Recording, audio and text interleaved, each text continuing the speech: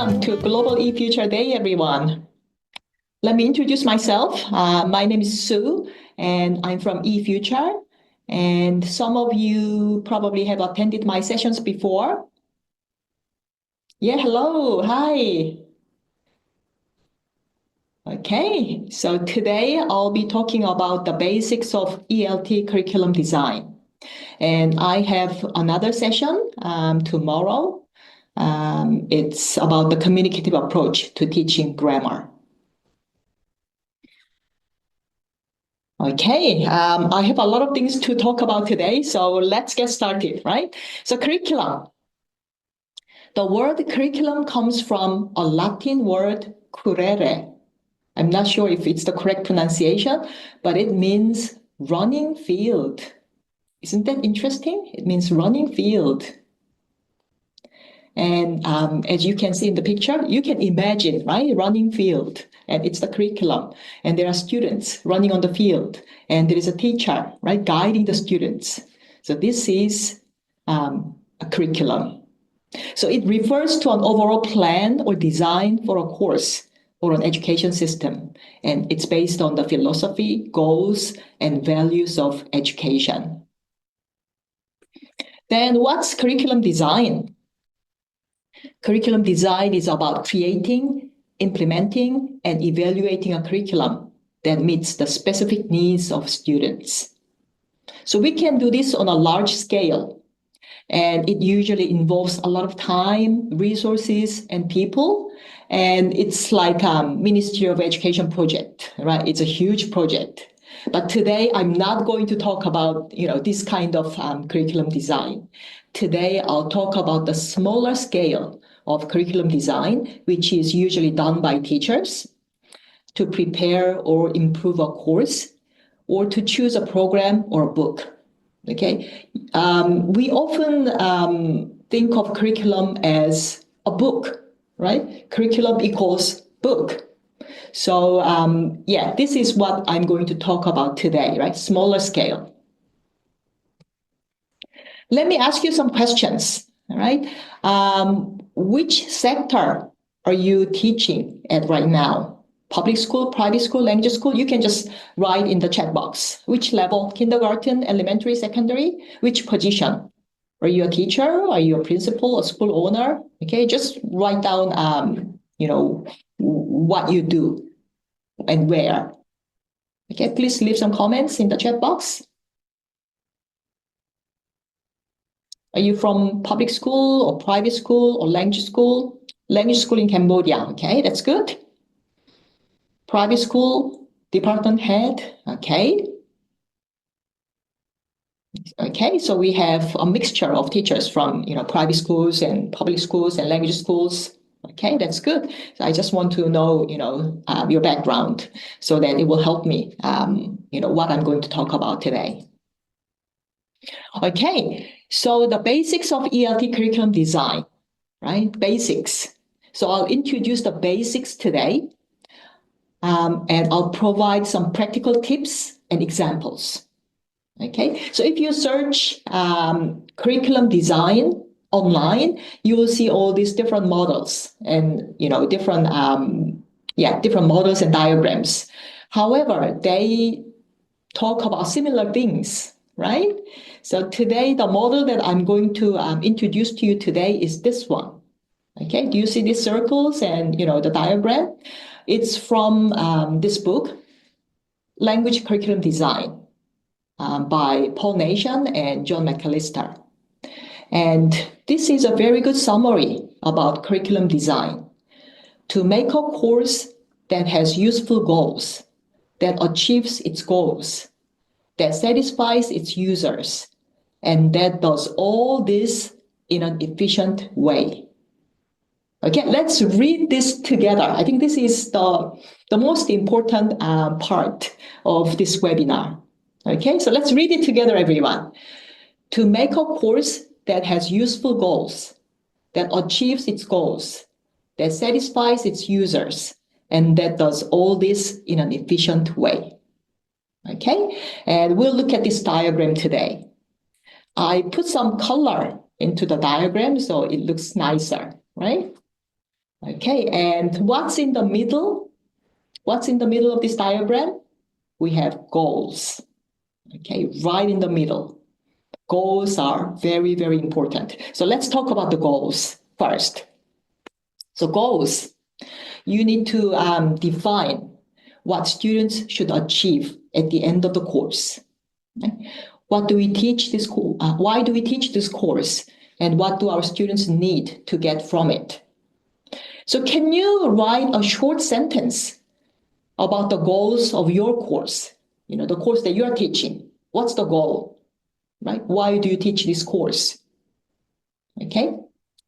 What are you trying to achieve? Can you write a short sentence in the chat box? What's the goal of your course? Is it too difficult? Maybe I can give you some examples, right? So it can be something like this. The course aims to encourage students to communicate in a wide range of everyday situations, sustain interest and motivation, or help students understand and formulate the grammatical rules of English. Okay, it can be something like this. Or the goal can be, simply B2 level. I want my students to achieve B2 or A1. Okay, you can give specific goals like that.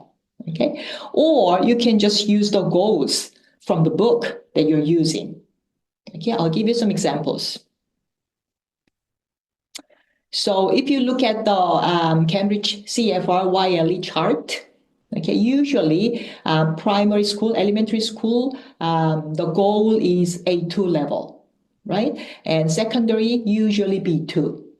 Right? So you can have that as a goal. I mean, that's fine, I think. You can have a specific level as your goal. And if you look at the Cambridge website, you can find the can-do statement.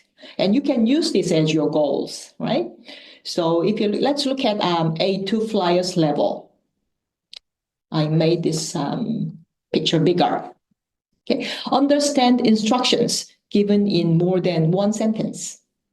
Okay, so at A2 level, this is what students can do. Understand simple conversations on everyday topics. Okay, so if your goal is for your students to achieve A2 level, these are the can-do statements. Okay, and you can use this as your goals.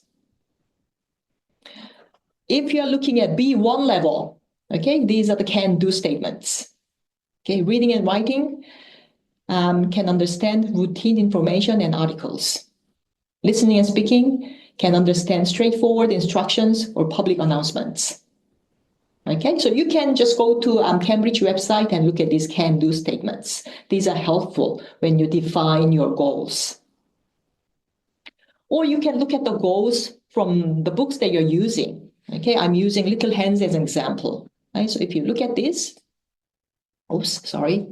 So these are the goals. Basic English language. Children learn simple vocabulary and useful expressions to communicate. Okay, and if you look at nurturing growth, children communicate with friends and teachers through many engaging activities. Okay, or clear can be your goal too. Children explore school subjects in a fun and easy way. Children learn about art through drawing, coloring, paper folding, and more. Okay, so goals are usually defined in the books that you're using. Okay, so when you're choosing the books, look for the goals of the course, right? Because the goals, it's probably the most important thing when you design your curriculum. Okay, so we looked at the goals very briefly, right? And let's look at the principles, needs, and environment. Okay, so this is the need analysis and this is the environment analysis. So you can write down, you can make a list, right? So you can do that on the chat box. Okay, let's look at the principles first. What's the most important teaching and learning principles? Are they applied in the course? So what's the most important principles for your course? Do you have any? Or what do you want to have as the most important principles in your course if you are doing the curriculum design? Okay, use research or theory of language teaching and learning to guide decision on course design and add principles to intuition and experience. I mean, we are all teachers, right? We know what works, we know what doesn't work, and we know our students. We are the best person to know our students, right? Their levels and what they can do and what they cannot do, right? So it's all based on our experience. But let's back it up with some theory or principles, right? Research. So I'll give you some examples. Communicative language teaching. You probably heard about this, right? Communicative language teaching. So that's focusing on communication and interaction. So this can be your principle. Or task-based learning. So learning through meaningful tasks. Or project-based learning. Okay, we hear that a lot these days. Or CLIL, content and language integrated learning. This can be your principle, right? Teaching subjects in English. Okay, and there are many other things, right? So maybe you can do some online search, right? Find some research or theory, okay? The principles that you can use for your curriculum design. Okay, so maybe you can type your principle in the chat box. Let me see what's our principles. No comment? Okay, okay. Then let's look at the examples from the book. Okay, this is from Let's Smile. And this is the principle. 21st century skills. Okay, and we have CLIL here. And we have global awareness, right? Social skills, creativity, critical thinking, and technology, literacy, communication. We have everything here, right? And there's course philosophy. So this is very important, right? When you are choosing a book, look for the principles, look for the philosophy, and look for the methodology in the book. Okay? To guide you when you design your curriculum.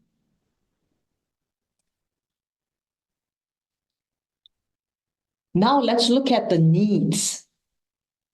Identifying what learners need to learn based on their goals, proficiency levels, and language use contexts. And make a realistic list of language items or skills to be achieved. Okay, so you write down all these things. What do they need to know? And what do they know and don't know? And what do they want? Okay, so you write down all this information and then you match this with the goals. Okay, remember the goals? We talked about the goals earlier. Yeah, so you match the needs with the goals. Okay, so you can write down the needs of your students in the chat box. Let me see. You are a little bit quiet today, right? But if you have, something to write, please share with us. Okay, needs. What do your students need?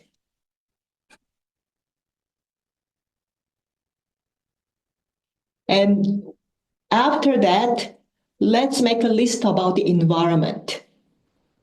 Okay, so make a list about your environment. Are you teaching in ESL environment or EFL environment? How about institutional constraints, available time and resources, class size, and learner characteristics, and teacher expertise? Okay, the teachers in your school, are they experienced? Are they new teachers?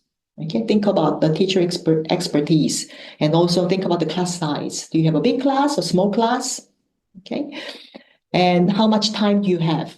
How much resources do you have? So this is all environment. And think about the effects of this environment on the curriculum. Okay, you have to be flexible and adapt. Right? And also you can work within the constraint or work around the constraint. Okay? You can have many constraints and you can have some challenges as well. right? If you're teaching at a school far away from the city, maybe you have limited resources. Maybe you have limited access to internet, okay? Or, so all these will be included in your environment analysis.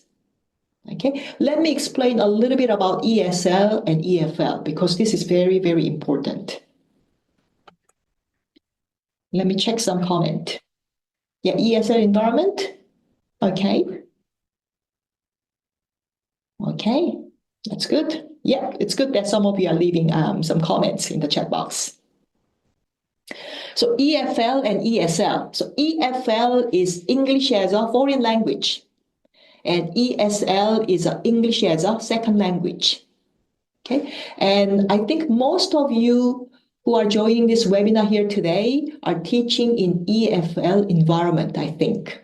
Korea is an EFL environment country because students only speak English in English classroom, right? They don't speak English when they walk out of the classroom.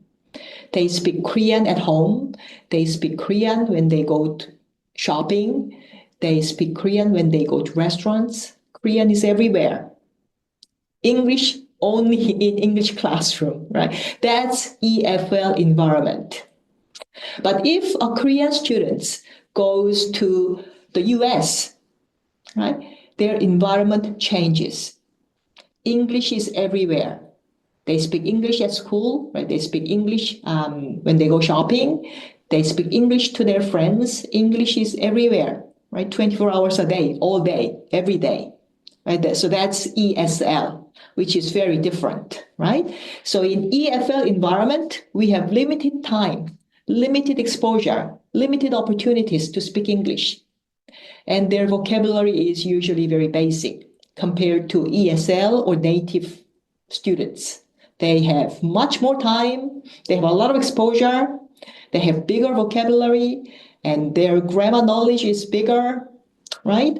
So you need to think about your environment, okay? And EFL curriculum should focus on essential targets. And you should include more frequently used words and expressions, okay? And it should follow logical sequence. Systematic progress is very important, right? And you need to do more practice. And you need to do more link and review. Okay, and if you use ESL curriculum when you are teaching in EFL environment, you may find it, some books contain too many targets, too many language targets, and too much content.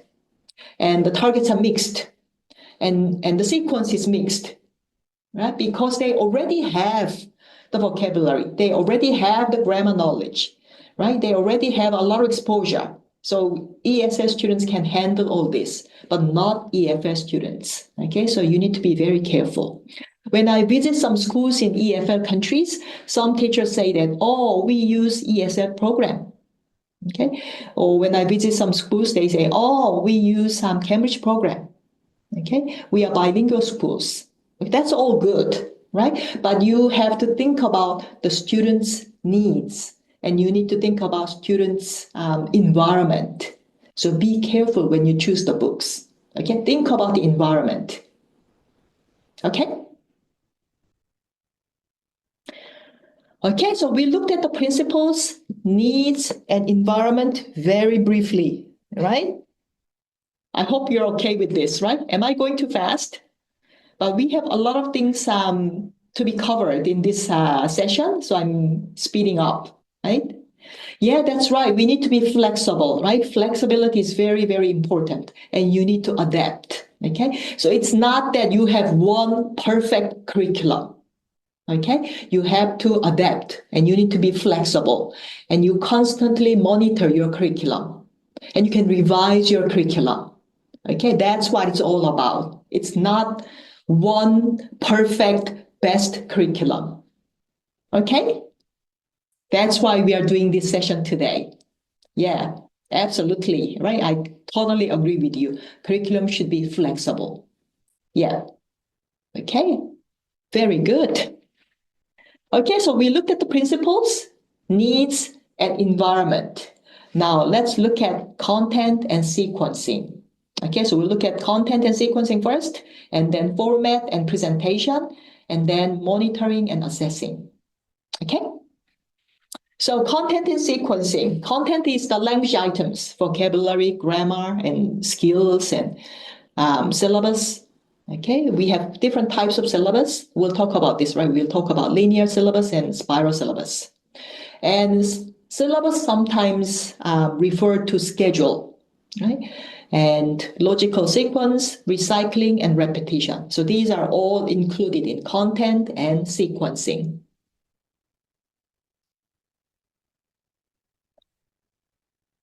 So ensure that language items and skills are introduced in a meaningful, systematic, and progressive way to facilitate learning. Okay, now I have a couple of questions. Does the course cover and repeat the important language items? In what order do they occur? Okay, and I'll give you an example. A conversation course should cover the important high-frequency vocabulary and structures and conversation activities. Okay, how about your course? We often look at scope and sequence when we choose our books, right? For sequence and the content, right? So let's look at this example from Smart English, Unit 1 at recess.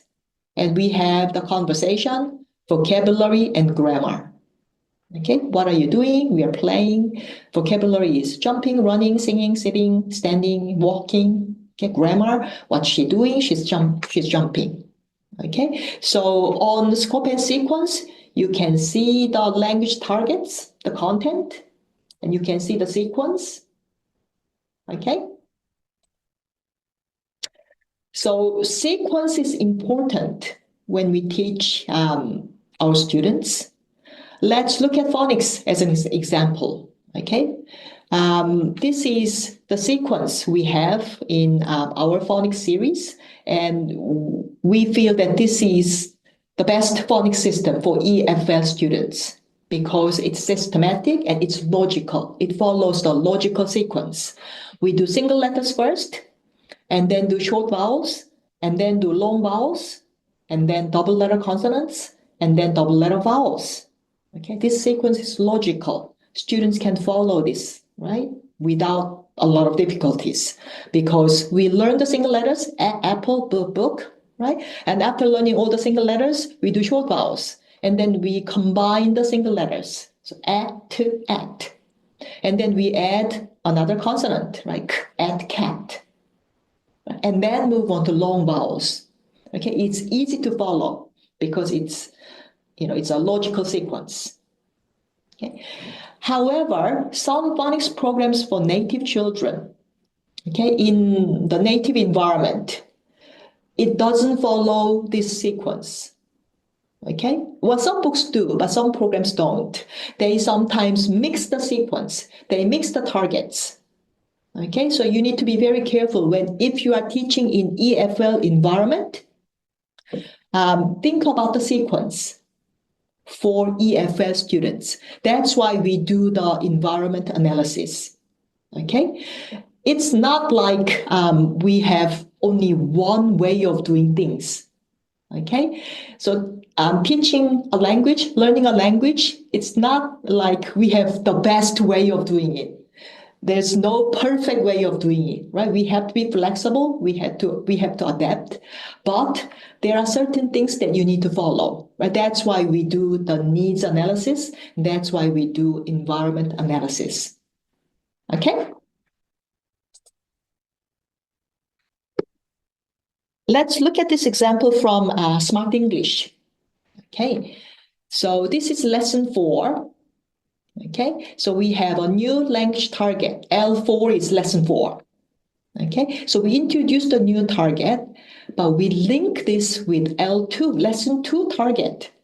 So it's not only introducing the new target, but after introducing the new target, we make a link with the old target. okay, and practice together. So this is link and review. Okay, if you look at this page, the activity is link and review. And you can see that we are linking lesson 1, lesson 2, and lesson 4 here. Okay, so these words, right? Some of these words are from lesson 1, the yellow ones, right? Lesson 1, lesson 1, lesson 1. And the purple ones are from lesson 2. And the pink ones are from lesson 4. Okay, so after learning the new target, we link with the old targets and we review and we practice together. Okay, this is very important in the curriculum because of this, right? Recycling and repetition. Learners need repeated exposure and practice with language items in different contexts, right? Repeated exposure and practice. And learners should have increasingly spaced, repeated opportunities to retrieve and give attention to wanted items in a variety of contexts. So this is known as spaced retrieval. Okay, so have you seen this forgetting curve before? Yeah. So when you learn something for the first time, right, it's 100%. You just learned it, so you know it, right, 100%. But it drops to 80% the next day. So day 1, day 2, day 3, right? Next day, you forget, right? You only remember 80%.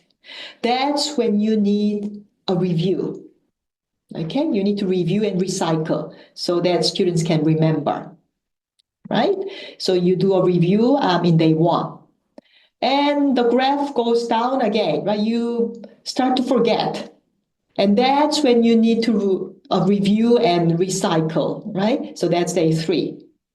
So as you can see, it's spaced increasingly, right? 2 days, and then 3 days, and then 4 days, okay? So that students can remember constantly so that it becomes 100%, right? After all this repetition. So recycling and repetition is very important, especially for EFS students, because they only have English classes, maybe 5 classes per week, maybe 10 classes per week, and that's it. So they need more of these, linking, recycling, and repetition. And this should be a part of your curriculum. Okay? And if you want to do this by yourself, it can be very complicated because you are not only teaching one class, you have to teach several different classes. And how can you remember, okay, I taught this today. I have to do some review the next day. And I have to do review and linking after 2 days. Right? Can you do that? It's impossible to remember all this, right? Unless this is built in your curriculum. Right? Unless this is already part of your book, right? If this is systematically done in your book, then you don't have to worry about all this. You just follow the book, right? So if you look at this syllabus, right? I'm comparing linear syllabus with spiral syllabus. Okay, so linear syllabus. This example is from our grammar book. Okay, so unit 1 we do nouns. Unit 2, pronouns. Unit 3, adjectives. Unit 4, verbs. Okay, but usually there's no link between the units. There may be a review after each unit, but it's only about that unit. We don't really link with the previous units.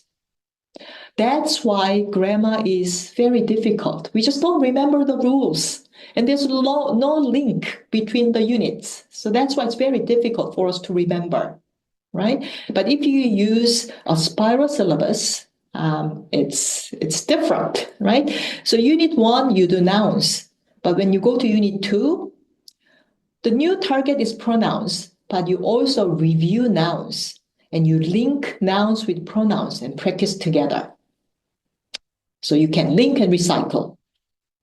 When you go to unit 3, the new target is adjectives, but you review and you link with nouns and pronouns, okay? And you recycle.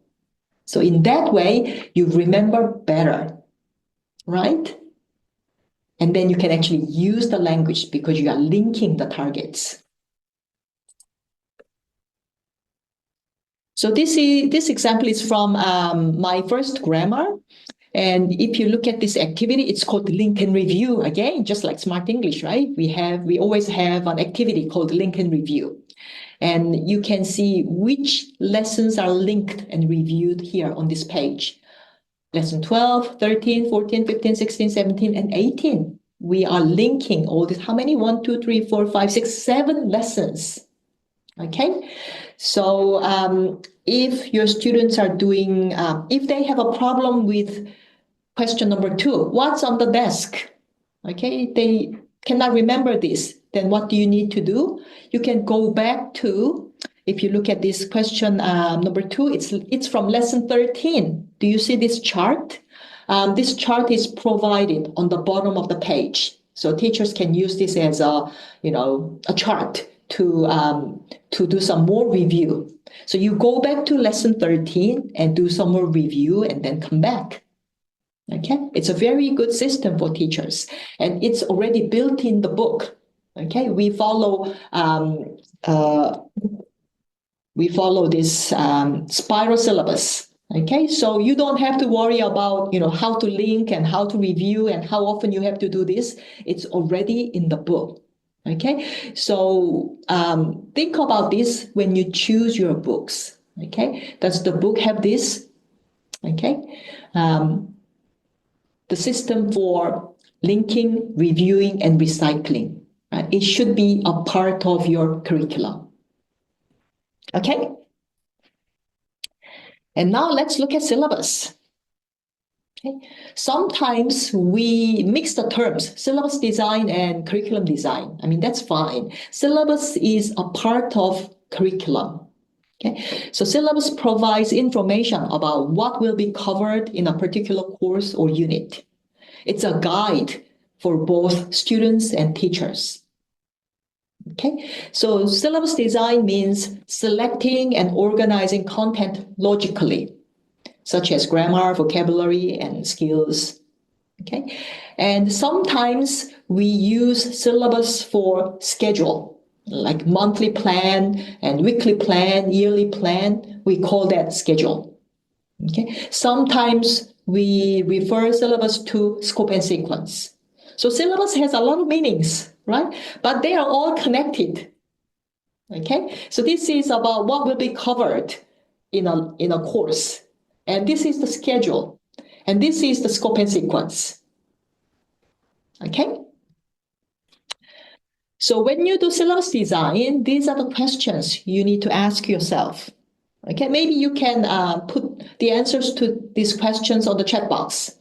Okay, how many English classes or lessons per week? How many English lessons do you teach? 3 classes per week, 10 classes per week? Okay, you can write down the answers on the chat box. And how long is the class? Is it 30 minutes, 50 minutes, 60 minutes, 1 hour and 20 minutes?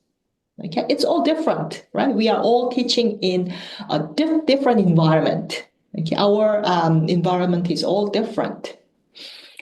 How long is the course? Is it 1 year or 6 months or 3 months? Okay, in some countries, you use one book for 1 year.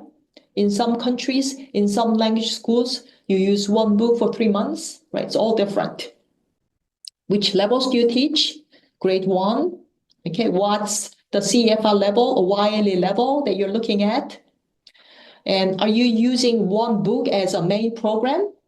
Or do you use several different books as well as supplementary program? And how do you use them? Do you teach them in class? Or do you have online classes too? Or do you have flipped class? Okay, so you need to think about all these details, right, to do the syllabus. Okay, so I can see some answers. You teach 2 classes per week, 5 classes per week, and your class hour is 2 hours, and you do YLE preparation. Okay, that's good. Okay, so you can write down the answers to these questions before you do the syllabus. Okay, and what do you do next? You look at the book, you look at the curriculum, okay, the book that you're using. So look at the contents page. Okay, how many units are there? This is Smart English, and we have 12 regular units. So Unit 1, My Things. Unit 2, My Classroom. So these are the regular units, right? 1, 2, 3, 4, 5, 6, 7, 8, 9, 10, 11, 12. So 12 regular units. And we have some review units. So Jump Up is the review. Okay, so how many review units? 1, 2, 3, 4, 5, 6. Okay, so we have 6 review units. And we also have Show Your Progress unit. So this is review and assessment. So here we review from Unit 1 to Unit 6, right? Show Your Progress 1. And Show Your Progress 2, we review units from 7 to 12, and then we do some assessments. Okay, so including those two, so we have 20 units in total, right? Yes, 20 units in total? Yeah, okay. So now let's do some math. I know some English teachers don't like to do math, but yeah, we'll do some simple calculation, okay?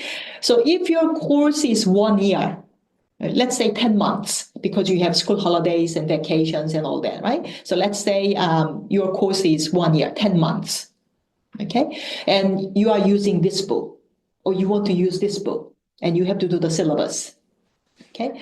So you can do 2 units per month, right? Because we have 20 units and you have 10 months. Okay? You following me? Yeah? And so 2 units per month, that means you do 1 unit for 2 weeks, right?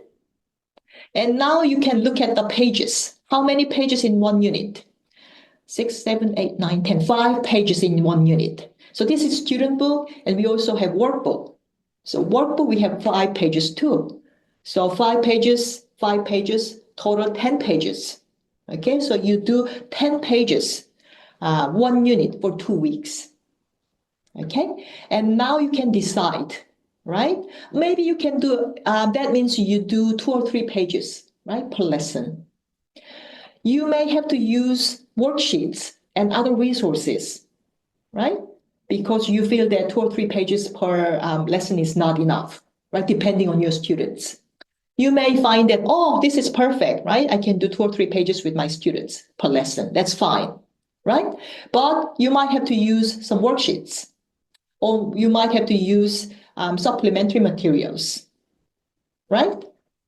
Or maybe you can use readers together with this, okay? So let's look at another situation, right? You are using, your course is for half year, let's say 5 months, okay? That means you are using this book 4 units per month, okay? And 1 unit per week.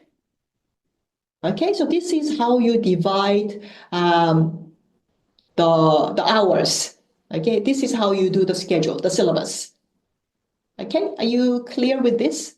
I get a lot of questions about syllabus, so I hope this is helpful for you to calculate the class hours, right?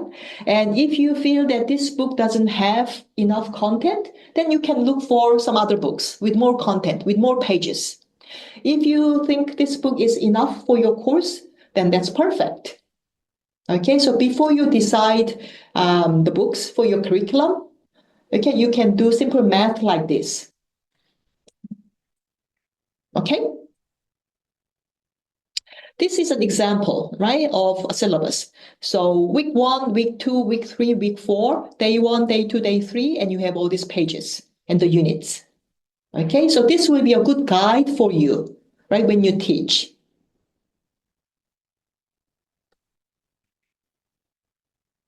Yeah, you can always complement your lessons with other extra materials, because for our books, we always provide worksheets, right, and extra resources for teachers to use. Okay, so this is just a diagram, right, to see what your program is like. So 3 classes per week, you can just use 1 book, right, course book for 3 days. That might be enough. But if you teach 10 classes per week, you might want to use 1 course book and another book to practice like extra skills. So you can use course book for 5 days, 5 lessons, and you can use reading skill book for another 5 classes. Or you can use grammar book with your course book. Okay, or you can do it this way as well, right? So you do 1, 2, 3, 4, 5, 6 lessons with a course book and 4 lessons with some other skill books or readers. Okay, if there's a specific skill that you want to practice, then you can choose a skill book that can go along with your goal, right? And your needs. Remember the goals and the needs, right? This all comes together when you do the syllabus. So when you want to use, you use your main course book, right? And if you want to use some other skill books, it's good to look at the levels, right? And choose the matching levels. So this is our program. And as you can see, if you are using our course books, you can match them with the grammar or writing skill, reading, listening, readers, right? We have the matching levels. If you are not using eFuture coursebook, that's okay because we follow Cambridge YLE levels. Okay, so any coursebook that you use, if the coursebook is based on YLE curriculum, then you can use any of our skill books. Okay, because the levels match. Okay, this is how you can design your curriculum. And this is an example of the yearly plan. Okay, so hand in hand is the course book, and my first reading is the reading skill book. So this school is using these 2 books, and they have 10 classes per week. Okay, so a lot of information about syllabus, right? I hope it helps. Now look at the format and presentation. So format is lesson format and teaching techniques and procedures and types of activities. These are all included in format and presentation section. And are they guided by principles of teaching and learning? Remember the principles? We talked about the principles before, right? It's the theory, right? Is it communicative approach that you're following? Or is it task-based learning? Or is it project-based learning? Is it CLIL? Or is it flipped learning? What's your principle, right? So the activities and the techniques and the lesson format should match with these principles. So this is a format from Little Hands. It's our kindergarten course book, and you can look at the format. So lesson 1, warm up. So you start the lesson with warm up, and then words and language. So you learn the new words and new grammar structure, and you practice, right? And move on to conversation, right? Using the key expressions that you learn. And then you do the story and CLIL and art and unit link. Okay, so this is the format. Okay, again, when you choose your books, you have to look at the format, the lesson flow, right? And then you match that with the principle. Okay, so let's look at the principle of Little Hands and let's see if they match. So Little Hands, the principle is nurture creativity through art, music, and play. So we had the art, remember? We had the art promoting communication and motor skills. Okay, we had the conversation unit there. And then build a foundation for early literacy. We had the story, remember? And become confident learners in the 21st century. So the principles match with this format.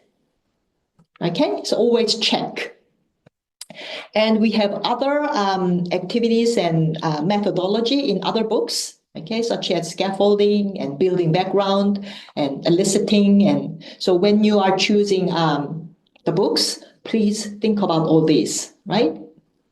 And you can usually find this information in teacher's manual, okay? So look at the teacher's manual and find if there's any information about, the methodology and principles. Okay, now monitoring and assessing. So test the result of learning. This is important, right?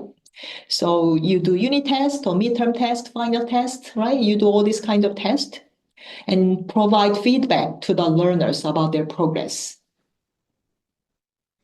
So in our books, we provide all these tests, and we even provide Cambridge Wiley Prep test. Okay, so you can test your students, you can see their progress, okay, and you can give feedback. Okay, again, if these are all provided, you don't have to make your own test, which is very good, right? Teachers are very busy. You're very busy teaching your class, planning for your class, right? You don't want to make the tests, right? So choose the books that provide the tests, right? This is not a test because Little Hands is for kindergarten children. They are too young to have a test, right? So we provide something like this assessment chart. So let's look at this. Okay, so key language. The child can say the following words. Okay, so you look at your students and see if the students know these words and if they can say these words. And then you check yes, some, or no. Okay, so if they know book, chair, crayon, and table, then you check yes. If they only know some of these words, then you check some. Okay, the children can ask and answer these questions. What's this? It's a crayon. If they can do that, you check yes. Okay, if they cannot do that, then you check no. We also provide a rubric for our hand in hand. This is for presentation. Okay, so hand in hand has a project, and they can do the project and then they can do presentation after that. That's why we provide this rubric. So look at this criteria: confidence and posture. Student presented confidently and maintained good posture, then you give score 5 for excellent. Okay, and student presented somewhat confidently and maintained appropriate posture, then you give score 4. Okay, so you look at the confidence and posture, and you can look at the gestures, eye contact, voice projection, and expression. Okay, so you look at this when students are doing the presentation, right? And you give score, and then you give overall score. Okay, and now the last thing, curriculum evaluation, right? See, evaluation is here. So continuously monitoring and improving the curriculum, right? We talked about this before, right? Somebody left a comment. It should be flexible, right? You should adapt, right? You should always improve, monitor and improve, and based on feedback from students, teachers, and other stakeholders. And responsible curriculum design includes ongoing evaluation of the course. Okay. Paul Nation's 4 Strengths. If you look at this book, I introduced this book earlier, and a lot of information from this webinar is from this book. Okay, it's a very good book. It's not difficult to read. It's written in a simple, easy language for EFL teachers. So it's very easy to read, and it's got a lot of information. And Paul Nation emphasizes 4 strengths, and equal time should be allocated for these four strengths: meaning-focused input, meaning-focused output, language-focused learning, and fluency development. We don't have time to go into this. Maybe I can do another webinar some other time, but this is very important. Paul Nation was my professor when I did my master's at Victoria University, and I'm a big fan of him, right? He did a couple of webinars for us, and we uploaded the videos on our YouTube channel, so you might want to check this out. It's not about curriculum design, it's about vocabulary, but it's got a lot of useful information. There's another good book, Curriculum Development in Language Teaching. It's written by Jack C. Richards, and it's got all this information. We already talked most of these things, right? This is another good book you can refer to. Don't forget motivation and engagement, okay? And also don't forget about digital tools. Okay, we actually have a session about digital tools for our Global eFuture Day. And this is the summary of my session. The starting point for curriculum design should be the learners and their needs. It's the responsibility of curriculum designers to ensure that the learning goals and materials reflect the real needs of the learners. Remember, running field, our students running happily, right, on the field, right? And we help them to run around and have fun. Okay, I don't have time for questions. Right? Sorry about that. Yeah, but if you have any questions, you can send us an email, right? Here's the email address. Let's quickly do the poll. Okay, please do the poll.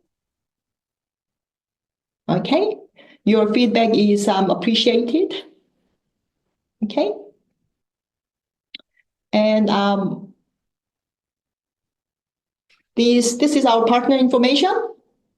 Okay, and thank you very much.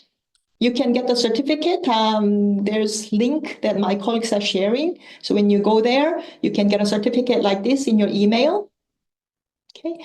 And our next session is this, right? Here we are, making mistakes, path to being a better teacher, right? This is our plenary speaker, Ken Beatty. So please join this webinar, and thank you very much. That's the end of my session, and I'll see you again. Okay, thank you very much. Bye, everyone. Thank you for joining me. Thank you.